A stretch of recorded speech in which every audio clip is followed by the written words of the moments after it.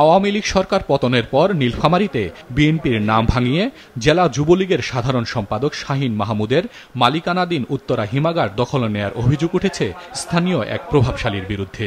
হিমাগারটিতে কৃষক আর ব্যবসায়ীদের প্রায় ৭,০০০ মেট্রিক টন বীজ আলু মজুত ছিল। এর মধ্যে দখলদাররা বিপুল পরিমাণ আলু লুট করেছে বলে অভিযোগ পাওয়া গেছে। এর প্রতিবাদ জানিয়ে সংবাদ সম্মেলন করেছে জেলা যুবদল। যুবদলের নেতারা জানান, তাদের নাম ভাঙিয়ে ওই হিমাগার দখল করে আলু লুট করা হয়েছে। বক্তারা কৃষকের সম্পদ বাঁচাতে প্রশাসনের হস্তক্ষেপ কামনা করেন। এখানে অনেকে অনেক কিছু বিএনপির নাম করে ভাঙচুর দখল করে, এটা বিএনপি কখনো তার দায় নেবে না। আমরা প্রশাসনের দৃষ্টি আকর্ষণ করে বলতে চাই যে উত্তরা বীজ হিমাগার একটি দখলবাজ বিএনপির নাম করে দখল করে পাহারা দিয়ে প্রতি রাতে লুটতরাজ করতেছে।